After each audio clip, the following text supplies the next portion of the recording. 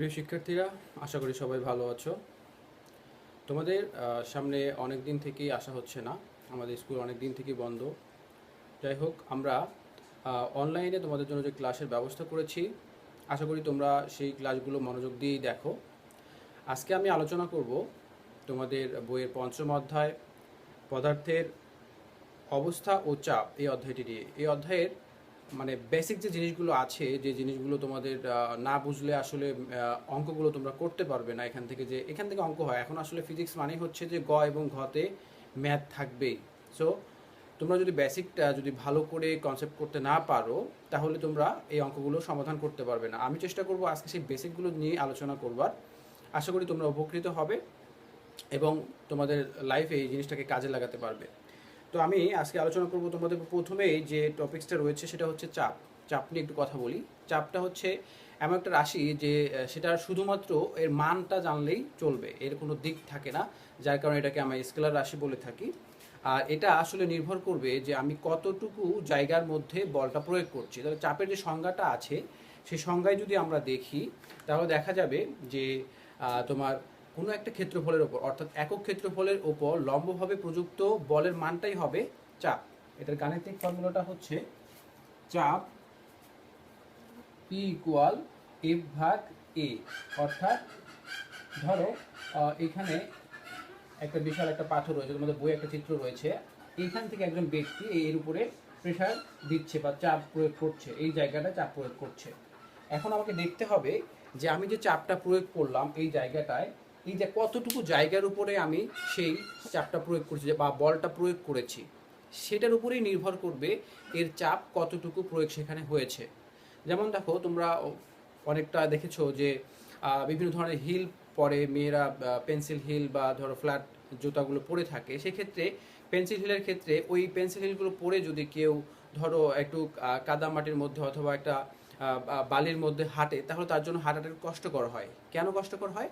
এই কারণেই কষ্টকর হয় যে পেন্সিল হিলের যে জায়গাটার উপরে পড়ে পায়ের গোড়ালিটা, সেই জায়গাটা খুব অল্প জায়গার উপরে পড়ে। অর্থাৎ খুব অল্প জায়গার মধ্যে ওই পায়ের গোড়ালিটা পড়ার কারণে খুব কম ক্ষেত্রফলের উপরে, অর্থাৎ ক্ষেত্রফলটা অনেক কম হয়ে যায়।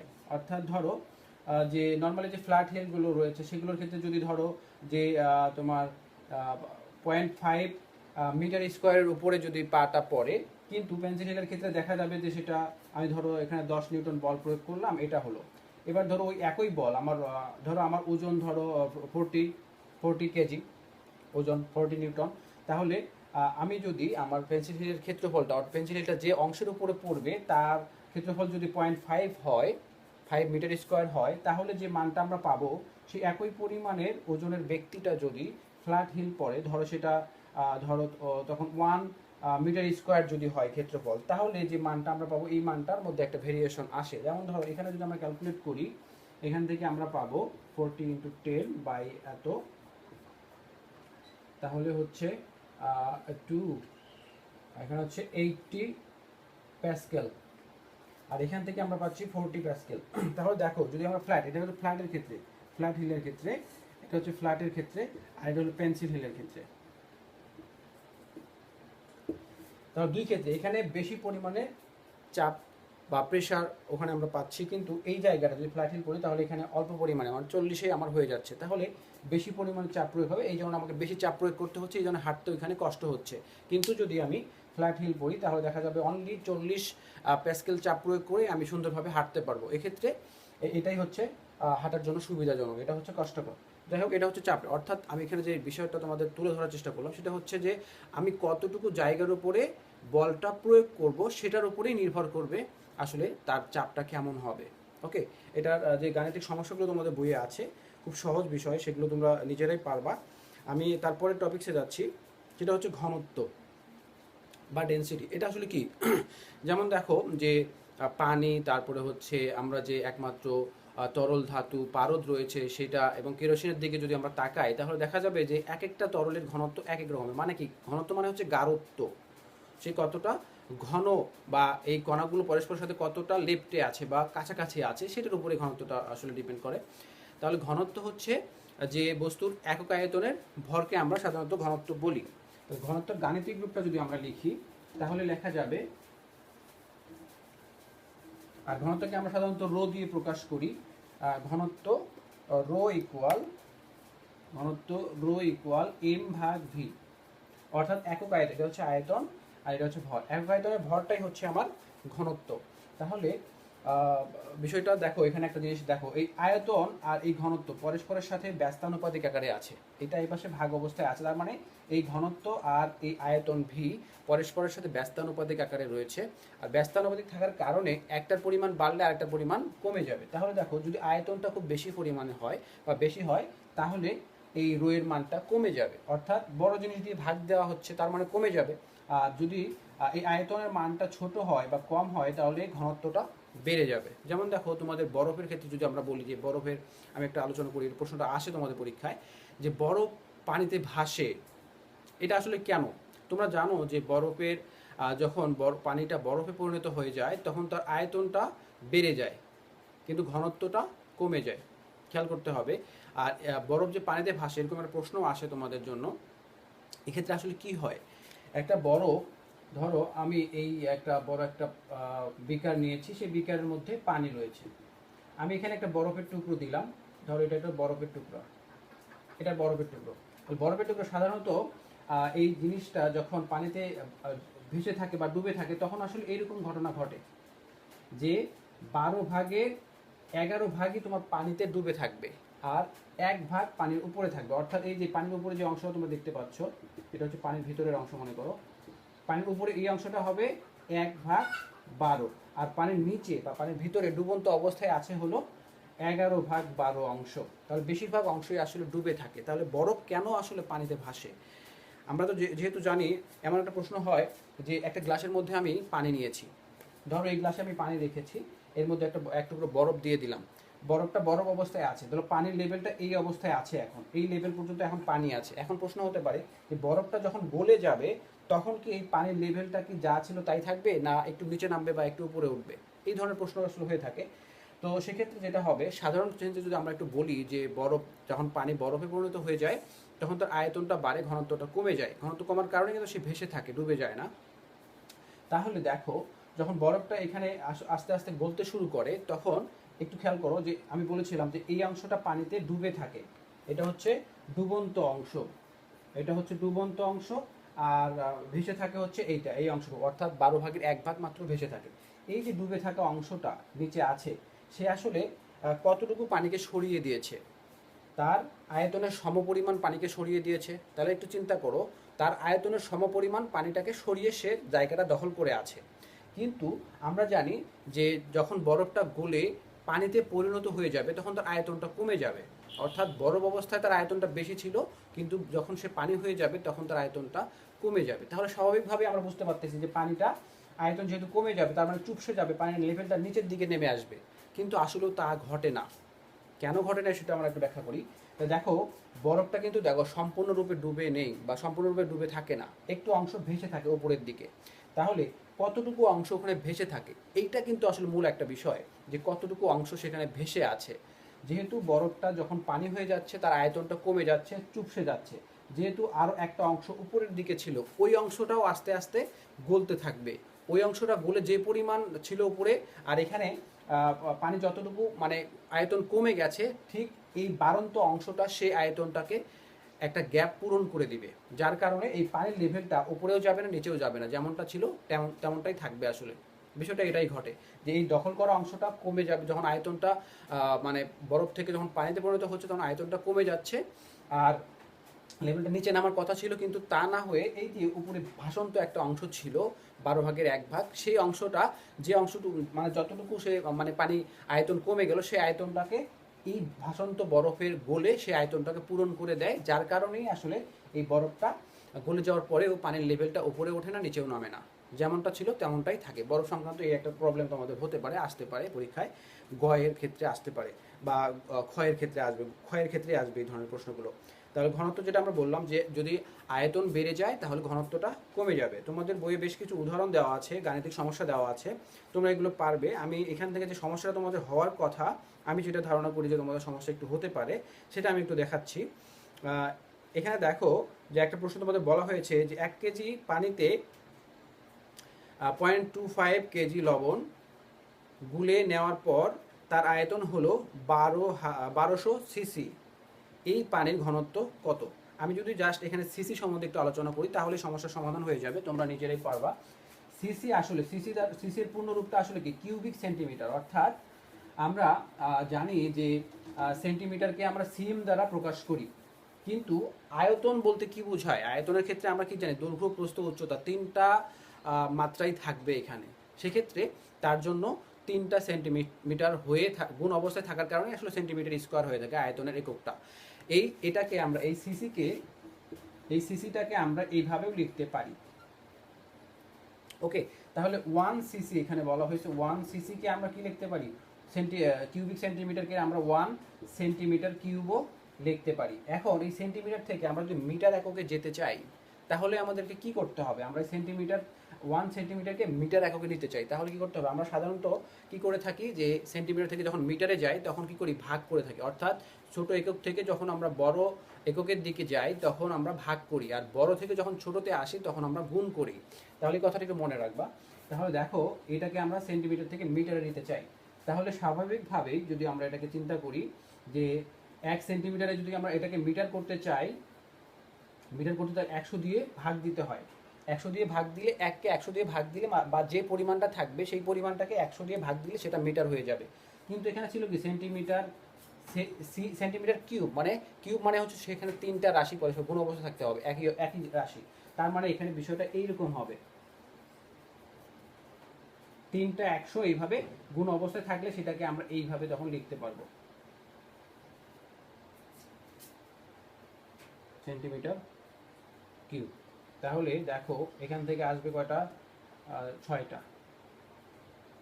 সেন্টিমিটার। আচ্ছা, কিউব ছিল সেখানে, স্কোয়ার। আচ্ছা, কত? 1 সিসি ছিল, 1 সিসি, হ্যাঁ। আচ্ছা, সেন্টিমিটার থেকে আমরা মিটারে যেতে চাই, কিউবে আমরা পরেই আসি, আগে মিটারে নিয়ে নিই। আচ্ছা, তার জন্য আমরা যেটা করব যে এটাকেই ধরো আমরা এটাকে এইভাবে লিখতে পারি, 100। এটা এখন সেন্টিমিটার থেকে মিটার অবস্থায় আছে, মিটার অবস্থায়। এটাকে আমরা যদি একটু ভেঙে লিখি তাহলে এটাও লেখা যায়, ইনভার্স করে লেখা যায়। ওকে, এখন এটা কিসে ছিল? সেন্টিমিটার থেকে মিটার অবস্থায় রয়েছে। এখন কিউব আকারে তো থাকতে হবে, কিউব আকারে রাখতে হবে এটাকে, এখানে কিউব, আর তখন আমরা এখানে মিটার দিয়ে দিতে পারি। এটা সেন্টিমিটার ছিল, সেন্টিমিটার থেকে মিটার হয়ে গেল, কিন্তু এখন দেখো যে সেন্টিমিটার কিউব ছিল, তাহলে এই 1টাকে ভাঙাইলে আমরা এটাকে মিটার করে ফেলতে পারি এইভাবে, সেন্টিমিটার থেকে এটা মিটার হয়ে গেল। ঠিক আছে, এখন তার উপর যেহেতু কিউব ছিল, বাইরে কিউব ছিল, এখানে আমরা কিউব দিয়ে রাখতে পারি। তাহলে এখানে যেটা হয় যে 1 × 10⁻⁴ এই পাওয়ার আর এই পাওয়ার গুণ করলে -6, তাহলে আমরা 1 সিসিকে এত মিটার কিউব লিখতে পারি। তাহলে সাধারণত এই জিনিসটাই তোমাদের একটু সমস্যা হতে পারে যে সেন্টিমিটার থেকে মিটারের ক্ষেত্রে এটা করতে হয়। সেন্টিমিটার থেকে মিটারে গেলে তখন এটাকে এইভাবে ভেঙে যদি তোমরা করো তাহলে খুব সহজে বুঝতে পারবে। ওকে, এরপর এখন তোমরা অঙ্কটা অবশ্যই করতে পারবে, আমার বিশ্বাস। এটা আমার করতে হবে না, আমি একটু পরের ইয়েতে যাচ্ছি তোমাদের। পরের আরেকটা আছে খুব ইম্পর্টেন্ট একটা অঙ্ক, যেটা পরীক্ষাও আসতে পারে। আর এখানে তোমরা যদি ঠিক মতো বুঝতে না পারো এই বিষয়টা তাহলে তোমাদের জন্য এটা খুবই খুবই ঝামেলার মনে হতে পারে। কেননা এখানে বলা হয়েছে একটা লাইন, এখানে বলা হয়েছে এটা মোটামুটিভাবে পৃথিবীর সব মানুষের সম্মিলিত ভর। অর্থাৎ প্রশ্নটা ছিল এরকম যে নিউক্লিয়াসের ঘনত্ব কত, 1 চা চামচ নিউক্লিয়াসের ভর কত হতে পারে। এই সমস্যাটা আমরা এখন সমাধান করব। আসলে আমরা আমাদের আয়তনটা যে ধরি, এটা আসলে আমি একটু বলে নিই যে আমাদের ভিতরে মোট পদার্থের যে পরিমাণটা রয়েছে সেটা হচ্ছে আমাদের ভর। আর এটাকে যদি আমরা ধরো ঘনত্ব দিয়ে ভাগ দিই তাহলে সেখান থেকে আয়তনটা আমরা পেয়ে যাব। আচ্ছা, এখন কথা হলো যে সমস্ত আয়তনটা যদি আমরা চিন্তা করতে চাই, এই প্রশ্নটার ক্ষেত্রে যেটা বলা হয়েছে যে নিউক্লিয়াসের ঘনত্ব কত, 1 চা চামচ নিউক্লিয়াসের ভর কত হতে পারে। তো আমরা জানি যে একটা নিউক্লিয়াসের মধ্যে আসলে কি থাকে, নিউক্লিয়াসে থাকে কি? প্রোটন থাকে আর নিউট্রন থাকে। তো আমরা যদি যে কোনো একটাকে ধরি, হয়তো বা নিউট্রন অথবা প্রোটনকে ধরি, তাহলে প্রোটনকেই ধরো। প্রোটনের ক্ষেত্রে আমরা জানি প্রোটনের ভর হচ্ছে 1.67 × 10⁻⁻27 কেজি। তাহলে এটা হচ্ছে একটা প্রোটনের ভর। তাহলে আমরা একটা প্রোটনের দিয়ে আগে চিন্তা করে দেখি যে একটা প্রোটনের জন্য ঘনত্ব কত বের হতে পারে, সেটা আমরা একটু দেখি। তাহলে আমরা ঘনত্বের জন্য সূত্র জানি, ঘনত্ব ρ = m/v। তাহলে এখানে দরকার হচ্ছে প্রোটনের ভর, দরকার হচ্ছে প্রোটনের ভর mp প্রোটন এই জন্য পি দিলাম এখানে 1.67 ইন্টু 10⁻⁻27 কেজি। এটা হচ্ছে একটা প্রোটনের ভর।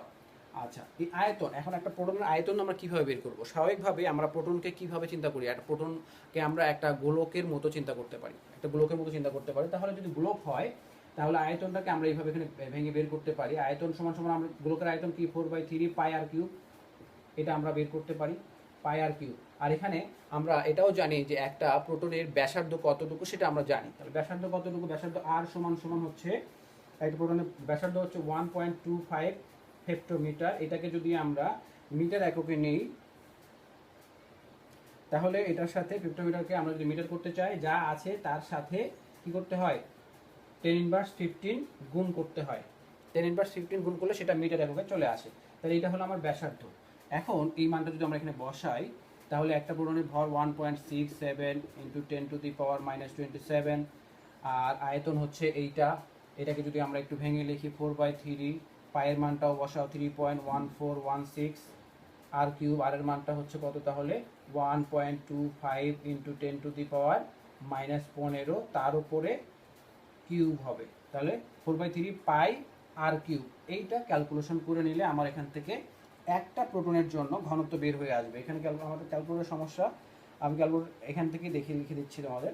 0.204 ইন্টু 10⁻18, তাহলে ঘনত্বের একক হচ্ছে কেজি পার মিটার কিউব বা m/3। এটা হচ্ছে একটা প্রোটনের জন্য এই আমরা ঘনত্বটা পেলাম। তাহলে এখানে কতটুকু প্রোটন আসলে থাকে বা কতটুকু প্রোটন আছে সেইটার উপরেই এখন আমরা এটাকে করতে পারি। তাহলে একটা প্রোটনের ভর, এখন সাধারণত এখানে বলা হচ্ছে এক্সাচামিচে কত, এক্সাচামিচ নিউক্লিয়াসের ভর চেয়েছে এখানে। তাহলে এক্সাচামিচে আসলে কতটুকু জিনিস ধরে সেটা আমাকে জানতে হবে। এক্সাচামিচে সাধারণত যেটা ধরে যে 1 সিসি জিনিস ধরে এক্সাচামিচে। তাহলে এক্সাচামিচে যদি আমরা 1 সিসির মান বের করে ফেলছি অলরেডি, এর আগে আমরা দেখালাম যে 1 সিসি সমান সমান আমরা এখানে লিখতে পারি 1 সিসি সমান সমান হচ্ছে 10⁻6 এত মিটার কিউব।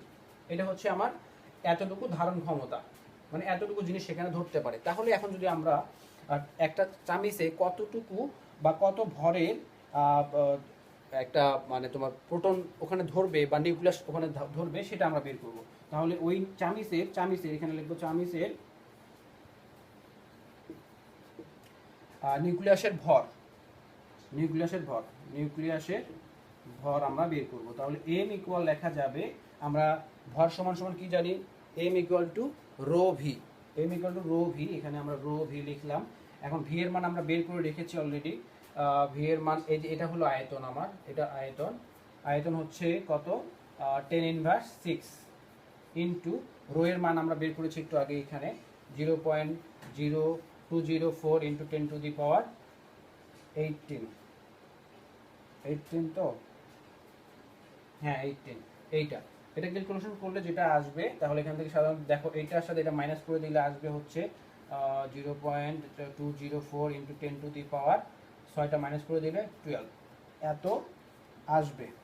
ওকে, এটাকে যদি আমরা আরেকটু করে লিখি, দশমিকটা একটা ঘর ওই পাশে গেলে এখান থেকে একটা মাইনাস হয়ে যাবে, 2.04 10⁻11 কেজি।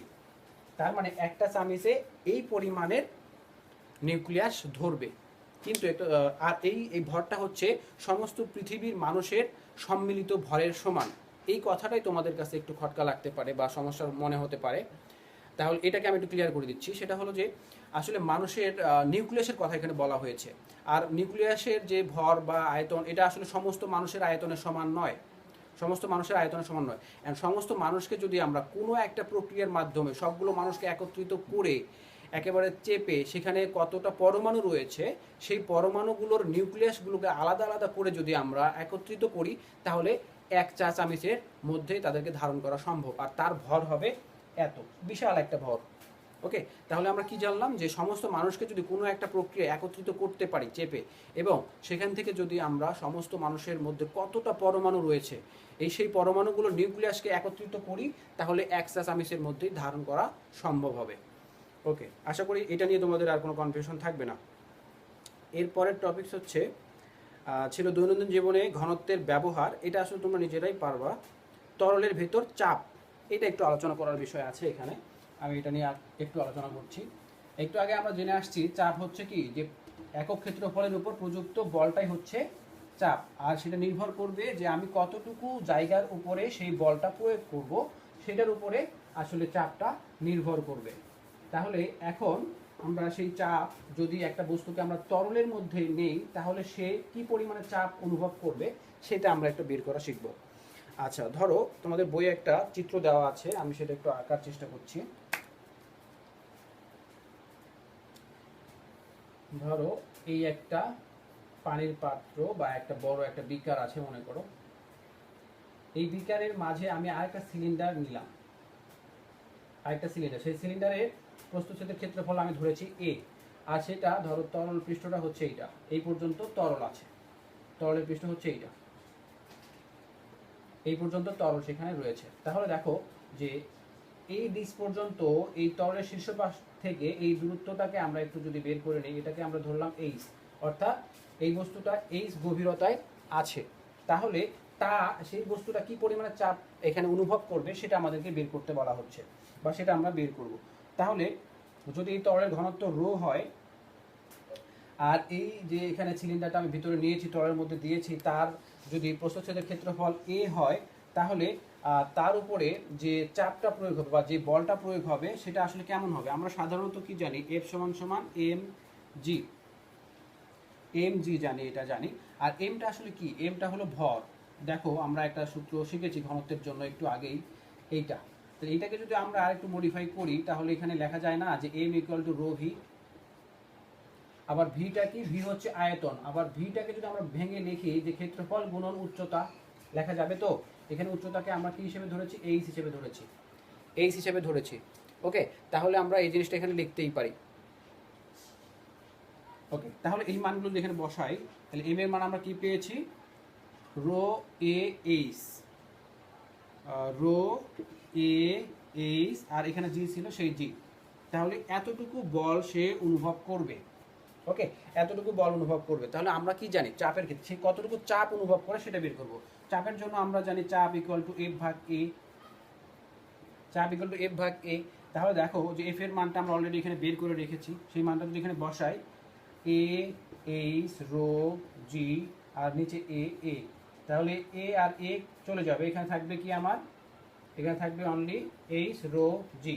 তাহলে এখান থেকে মূল দেওয়া কথা যেটা হয় সেটা হলো যে কোনো একটা বস্তুকে যদি আমরা তরলের মধ্যে রাখি বা রেখে দিই, তার চাপ যদি আমরা বের করতে চাই, তাহলে খুব সহজে আমরা বলতে পারবো যে যত গভীরতায় বস্তুটাকে রাখা হয়েছে, সেই গভীরতা যদি আমরা এইচ ধরি, তাহলে সেই গভীরতায় তার চাপ হবে এইচ রো জি, এইচ রো জি। এটা একটু মনে রাখবে তোমরা, যে গভীরতায় হোক না কেন। এখন এটা ডিপেন্ড করবে আসলে কতটুকু গভীরে আমরা গিয়েছি, এইচ এর উপর নির্ভর করবে। কারণ আমরা যদি তরলের মধ্যে একটা বস্তুকে ডুবাই, তাহলে তরলের ঘনত্ব তো 1000 কেজি পার মিটার কিউব, এটা আমরা জানি, এটা তো পরিবর্তন হবে না। সাধারণত যে নদীর পানি বা পুকুরের পানি রয়েছে সেটার ঘনত্ব এটাই হয়ে থাকে। আর জি এর মান তো 9.8, এটা তো স্বাভাবিকভাবে আদর্শ একটা মান, আমরা জানি সেটা। কিন্তু এইচ এর মানটার উপরে ডিপেন্ড করবে আসলে আমি কতটুকু এটাকে ডুবিয়েছি, কতটুকু নিচে নিয়েছি, সেটার উপরেই আসলে এই চাপটা নির্ভর করবে। তাহলে চাপ কার উপর নির্ভর করে? চাপ নির্ভর করে হচ্ছে এইচ এর উপর। তাহলে এখান থেকে আমরা বলতে পারি যে চাপ হচ্ছে তার গভীরতার, মানে কোনো একটা বস্তু তলের মধ্যে গভীরতার সমানুপাতিক। অর্থাৎ গভীরতা যদি আমরা বৃদ্ধি করি বা বেশি গভীরে দেই, তাহলে চাপটাও বেশি হবে। এটা একটু তোমাদেরকে মনে রাখতে হবে। তাহলে চাপটা হচ্ছে তার গভীরতার সমানুপাতিক, অর্থাৎ যত গভীরে নিব তার চাপটাও তত বেশি হবে। আচ্ছা, এরপর এখানে যে অঙ্কগুলো দেওয়া আছে, সেই অঙ্কগুলো তোমরা ইজিলি পারবা, এটা আমার এটা আলোচনা করার দরকার নেই, তোমরা নিজেরাই পারবা। আচ্ছা, এখানে একটা অঙ্ক আছে, এগুলো তোমরা নিজেরাই পারবা। ওকে, এরপরে আসি আমি আর্কিমিডিসের সূত্র এবং প্লবতা। খুবই মজার একটা বিষয়। বিজ্ঞানী আর্কিমিডিস কি বললেন? যে কোনো একটা বস্তুকে যদি আমরা তরলের মধ্যে নিয়ে যাই, তাহলে সে একটু হালকা অনুভব করি, মানে ওই তরলটাকে আমরা একটু হালকা হালকা মনে হয়। স্বাভাবিক যে ওজনটা আছে, তরলের মধ্যে নিয়ে গেলে সেই বস্তুটাকে একটু হালকা মনে হবে। তার মানে সে কিছু পরিমাণে ওজন হারাবে। সে কি পরিমাণে ওজন হারাবে? যে একটা তরলের মধ্যে একটা বস্তুকে যদি আমরা নেই, ধরো বিশাল একটা পুকুর, এই পুকুরের মধ্যে আমি ধরো আমি নেমেছি, বা ধরো একটা বস্তুকে আমি দিয়েছি, তাহলে এটা তরল দ্বারা পূর্ণ, অর্থাৎ একেবারে তরল আছে, এখানে তরল রয়েছে, প্রত্যেকটা জায়গায় তরল আছে। এখন আমি এখানে একটা বড় একটা বস্তুকে দিলাম, ধরো একটা সিলিন্ডারকে দিলাম, সিলিন্ডারটাতে গেল, সেখানে গিয়ে সে কি করেছে, সে একটা জায়গা দখল করেছে। এখন দখল কথাটা কখন আসে, তখনই আসে যখন ওই জায়গাটায় কেউ ছিল, সে তাকে সরিয়ে দিয়ে সে জায়গাটা দখল করারই হচ্ছে দখল। ওকে, তাহলে দেখো এই যে সিলিন্ডারটাকে আমরা এখানে দিয়েছি, এই সিলিন্ডারটা একটা জায়গা দখল করছে, তার মানে সেখানে আগে কিছু পরিমাণে পানি ছিল বা তরল ছিল, সেই তরলটাকে সে সরিয়ে দিয়ে সে জায়গাটা দখল করেছে। এখন কতটুকু তরলকে সরিয়েছে, যে বস্তুটাকে আমরা এখানে দিয়েছি তার যে আয়তন, সেই আয়তনের সমপরিমাণ পানিকে সে সরিয়ে দিয়েছে। আর এখানে যেটা হয় যে কতটুকু ওজন হারায়, এটার অ্যান্সারে আসবে যে ওই বস্তুটা যতটুকু পরিমাণের পানিকে সরিয়ে দিয়েছে বা অপসারণ করেছে, তার যে ওজন, ঠিক সেই পরিমাণের ওজন সে হারাবে। কথাটা ক্লিয়ার? এটা হচ্ছে কি আর্কিমিডিসের সূত্র হচ্ছে যে কোনো একটা বস্তুকে যদি আমরা তরল বা বায়বীয় পদার্থের মধ্যে দেই, তাহলে সে কিছু পরিমাণে ওজন হারাবে। এই হারানো ওজনটা হচ্ছে বস্তু কর্তৃক অপসারিত তরল বা বায়বীয় পদার্থের ওজনের সমান, আর এটাকেই বলা হবে প্লবতা। ওকে, এটাই হচ্ছে প্লবতা। অর্থাৎ কোনো একটা বস্তুকে আমরা তরলে দিলাম, সে একটা জায়গা দখল করলো, সেখান থেকে তরলকে সরিয়ে দিয়ে সে জায়গাটা দখল করলো, সেই জায়গায় যে তরলটা ছিল, অর্থাৎ যে পরিমাণ তরলকে সে সরিয়ে দিয়েছে, সেই পরিমাণের তরলের যে ওজনটা হবে, সেই পরিমাণের ওজন ওই বস্তুটা হারাবে, আর এটাই হচ্ছে প্লবতা। তাহলে হারানো ওজনকে আমরা প্লবতা বলতে পারি। ওকে, এটা গেল আমাদের আর্কিমিডিসের সূত্র। এই সূত্রতে কিছু অঙ্ক আসলে খুবই জটিল কিছু অঙ্ক এখানে থাকে। তোমরা যদি বিষয়টাকে ভালো করে একটু উপলব্ধি করো বা বুঝতে পারো, তাহলে তোমাদের জন্য সেই অঙ্কগুলো সলভ করার কোনো ব্যাপার হবে না। আশা করি খুব ভালোভাবে তোমরা সলভ করতে পারবে। আচ্ছা, এখন আমরা বের করবো আসলে এখানে যে প্লবতার যে মানটা হয়, বা যে প্লবতা মানে ঊর্ধ্বমুখী একটা বল, একটা বস্তুকে পানিতে দিলাম আমি, সে উপরের দিকে উঠে আসতে বা ভেসে উঠে কেন উঠে, সে একটা ঊর্ধ্বমুখী বল পায়, যার কারণে সে উপরের দিকে ভেসে ওঠে। আমরা সেই জিনিসটাই এখন বের করব। ধরো এই একটা বড় সিলিন্ডার,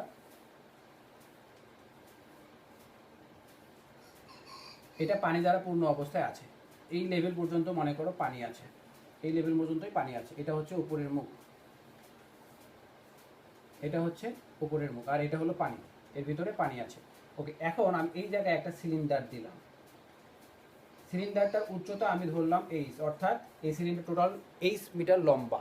ওকে, আর এই প্রস্থচ্ছেদের ক্ষেত্রফল আমি ধরলাম এ, অর্থাৎ এই প্রস্থচ্ছেদের ক্ষেত্রফলটা হচ্ছে এ, তাহলে আয়তন কি হবে এ এইচ। ওকে, এরপরে আসি যে আমরা এর যে উপরের পৃষ্ঠ আছে, এই যে উপরের পৃষ্ঠ, এটা তরলের উপরের পৃষ্ঠ, ধরো তরলের উপরের পৃষ্ঠ এইটাকে ধরলাম আমরা, তাহলে এই তরলের উপরের পৃষ্ঠ পর্যন্ত এই দূরত্বটা আমরা ধরলাম h1, আর এই তরলের উপরের পৃষ্ঠ থেকে একেবারে এটার একদম নিচ পৃষ্ঠ পর্যন্ত এই উচ্চতাকে আমরা ধরলাম h2, এটাকে ধরলাম h2। ওকে, তাহলে আমরা একটু আগে করে আসলাম যে তরলের কোনো গভীরে একটা গভীরতায় চাপ, সে কতটুকু চাপ অনুভব করে সেটা আমরা বের করা শিখেছি অলরেডি। এখন আমরা দেখব যে এই উপরের পৃষ্ঠে সে আসলে কতটুকু চাপ অনুভব করে। এখন উপরের পৃষ্ঠ বলতে উচ্চতা আমরা কত ধরেছি, এইচ ধরেছি, তাহলে সেখানে সে কতটুকু চাপ অনুভব করবে। সেখানে আমরা সূত্রটা জানি, চাপের জন্য যে সূত্রটা আমরা শিখেছি, P equal to H rho G, আমরা এটা শিখেছি।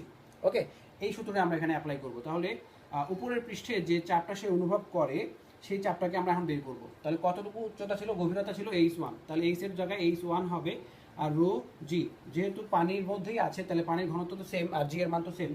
এবার আসবো আমরা এই উপরের পৃষ্ঠ থেকে এই লেভেলে সে কতটুকু চাপ অনুভব করবে, অর্থাৎ h2 দূরত্বে সে কতটুকু চাপ অনুভব করবে সেটাকে আমরা বের করবো। P2 ইকুয়াল টু হবে h2 রো জি।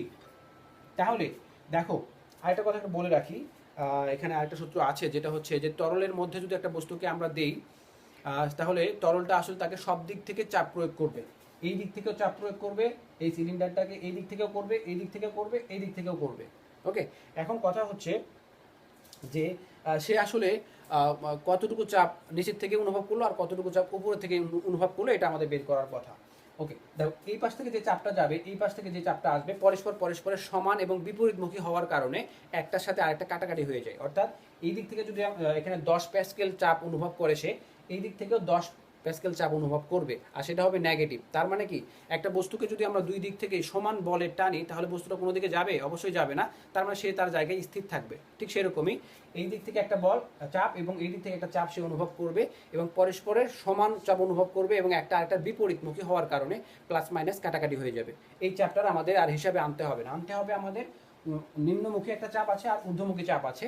এইটার একটু কম বেশি আছে। কেন কম বেশি আছে দেখো, এখানে H1 এর মান এটা দেখো ছোট, অবশ্যই এই দূরত্বটা ছোট আর এই দূরত্বটা বড়। তার মানে এখানে H2 বড় হওয়ার কারণে H1 ছোট হওয়ার কারণে এখানে দেখো বড় জিনিস দিয়ে গুণ করলে অবশ্যই মানটা বড় হবে। একই জিনিসকে আমি একবার H2 দিয়ে গুণ করেছি, একবার H1 দিয়ে গুণ করেছি, অর্থাৎ একটা ছোট সংখ্যা দিয়ে গুণ করেছি একটাকে আর একটা বড় সংখ্যা। তাহলে বড় সংখ্যা দিয়ে যেটাকে গুণ করেছে সেটা অবশ্যই বড় হবে, আর ছোট সংখ্যা দিয়ে যেটাকে গুণ করেছে সেটা অবশ্যই ছোট হবে। তাহলে এই চাপটা এই চাপের চেয়ে ছোট হবে, এই চাপটা বড় হবে।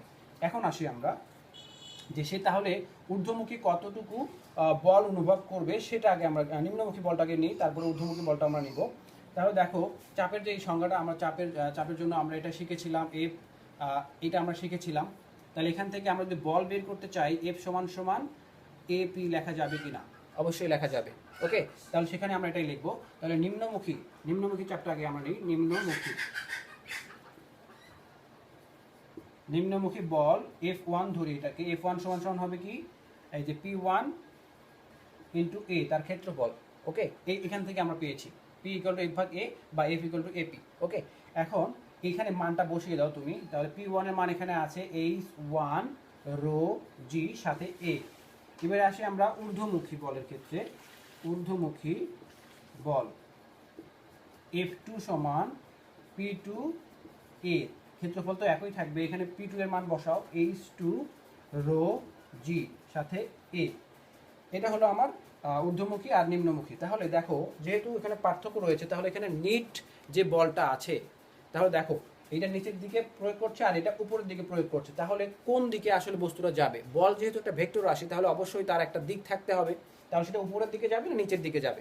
যেহেতু দেখো নিচের দিকের বলটাই বেশি, মানে ঊর্ধ্বমুখী বলটাই বেশি হওয়ার কারণে এটা উপরের দিকেই যাবে, নিচের দিকে আসবে না, উপরের দিকে উঠবে। এই কারণেই আসলে বস্তুটা উপরের দিকে, যে কোনো বস্তুকে পানিতে যদি আমরা ডুবাই তাহলে সেটা উপরের দিকে উঠে আসতে চায়, আর এই কারণেই উঠে আসতে চায়। বিষয়টা এটাই। তাহলে দেখো আমরা এখন কি বের করতে পারি যে ঊর্ধ্বমুখী লব্ধি বল যেটা হবে, তাহলে যেখানে কার্যকর যে বলটা হবে বা নিট বল যেটা হবে সেটা হবে, তাহলে উপরের দিকে সে কতটুকু বল অনুভব করবে? উপরের দিকে অনুভূত বলটা হবে F সমান সমান F2 মাইনাস F1। অর্থাৎ এখানে দেখো কিছু কমন জিনিস থাকবে, রো জি এ এখানেও আছে, রো জি এ এখানেও আছে। তাহলে আমরা ওই জিনিসটাকে যদি মানগুলো বসাই আগে, a row G H2 minus a row G H1, তাহলে এখানেও এ রো জি আছে, এখানে এ রো জি আছে, আমরা এটাকে কমন নিতে পারি। এ রো জি কমন নিলে H2 মাইনাস H1। এখন একটু আসি আমরা যে দেখো এখানে কি লেখা হয়েছে H2 minus H1। H2 minus H1 দেখো যে এই H2 বলতে এখান থেকে এই পর্যন্ত, এখান থেকে যদি আমরা এইটুকু বাদ দিই তাহলে কি পাওয়া যাবে? এটা পাওয়া যাবে না? বিষয়টা একটু খেয়াল করো যে এখান থেকে এই দূরত্বটা হচ্ছে H2 আর এখান থেকে এই দূরত্বটা হচ্ছে H1। তাহলে এই পুরোটা থেকে যদি আমরা এইটুকু বাদ দিই তাহলে কি পাওয়া যাবে? এই অংশটুকু পাওয়া যাবে। তার মানে কি শুধু H পাওয়া যাবে। তাহলে এটাকে লিখতে পারি AH রো জি। এটা আসলে ঊর্ধ্বমুখী বল, সে আসলে এই পরিমাণের বল উপরের দিকে অনুভব করবে। এটাই হচ্ছে আমাদের প্লবতা। তাহলে প্লবতাকে আমরা কি লিখতে পারি? সহজ কথায় আমরা প্লবতাকে লিখতে পারি এইচ রো জি, অর্থাৎ যে পরিমাণে বল সে উপরের দিকে অনুভব করছে সেটাকে আমরা প্লবতা বলতে পারি। তাহলে প্লবতা সমান সমান এই যে এইচ রো জি। এটাকে যদি আর একটু ছোট করে লিখি, এইচ তে কি? আয়তন, ক্ষেত্রফল গুণন উচ্চতা মানেই তো আয়তন, তাহলে ভি রো জি। এটাই হচ্ছে আমাদের প্লবতার সূত্র। প্লবতা দিয়ে অনেক অঙ্কই থাকবে তোমাদের, আশা করি তোমরা এখন খুব সহজভাবে এই জিনিসগুলো করতে পারবে। ওকে, এরপরে যে টপিকস আছে সেটা হচ্ছে বস্তুর ভেসে থাকা বা ডুবে যাওয়া। আসলে ক্লাসটা বেশি দীর্ঘায়িত হয়ে যাচ্ছে, এত বড় ক্লাস হলে তোমরা আসলে বিষয়টাকে ওইভাবে নিতে পারবে না। আমি একটু আলোচনা করে এটা শেষ করব। অর্থাৎ একটা বস্তু কখন ভাসবে কখন ডুববে এটা একটু আলোচনা করে শেষ করব। তাহলে দেখো যে লোহার তৈরি বিশাল একটা জাহাজ পানিতে ভেসে থাকে, কিন্তু লোহার একটা টুকরো যদি আমরা পানিতে ফেলে দিই তাহলে সেটা ডুবে যায়। কেন ডুবে যায়? আমরা একটু আগে শিখলাম যে প্লবতা বা একটা বস্তুকে যখন আমরা নিচে পানিতে রাখি তখন সেটা কিছু পরিমাণ ওজন হারায়, এই জিনিসগুলো আমরা একটু জানলাম। তাহলে দেখো লোহার তৈরি বিশাল একটা জাহাজ যে পরিমাণ পানিটিকে সরিয়ে দিবে, যে পরিমাণ পানিকে সে সরিয়ে দেয়, সেই পরিমাণ পানির ওজনটা ওই জাহাজের ওজনের চাইতে অনেক বেশি হয়। বিশাল জাহাজ, বিশাল জাহাজটা কিন্তু বিশাল পরিমাণের পানিকে সরিয়ে দিবে। তো যে পরিমাণের পানিটাকে সরিয়ে দেওয়া হয় সেই পরিমাণের পানিটাকে যদি আমরা ওয়েট করি, ওজন করি, তাহলে দেখা যাবে যে ওই জাহাজের ওজনের চেয়ে ওই পানির ওজনটা বেশি। এই কারণেই ওই লোহার বিশাল জাহাজটা কিন্তু পানিতে ভেসে থাকে। অথচ লোহার একটা টুকরাকে যদি আমরা পানিতে ছেড়ে দিয়ে ডুবে যায়, কেন ডুবে যায়? কারণ ওই লোহার টুকরাটা যে পরিমাণ পানিকে সরিয়ে দেয় সেই পরিমাণে পানির ওজনের চেয়ে লোহার ওজনটা অনেক বেশি হওয়ার কারণে লোহাটা ডুবে যায়। এটা প্রশ্ন হতে পারে। আচ্ছা, এরপরে আসবো যে একটা বস্তু ভাসে কেন আর ডুবেই বা কেন। এখন আমরা এখানে একটা জিনিস তোমাদের মাথায় রাখতে হবে। আমরা ধরে নেই যে বস্তুর ওজন W1 আর অপসারিত পানির ওজন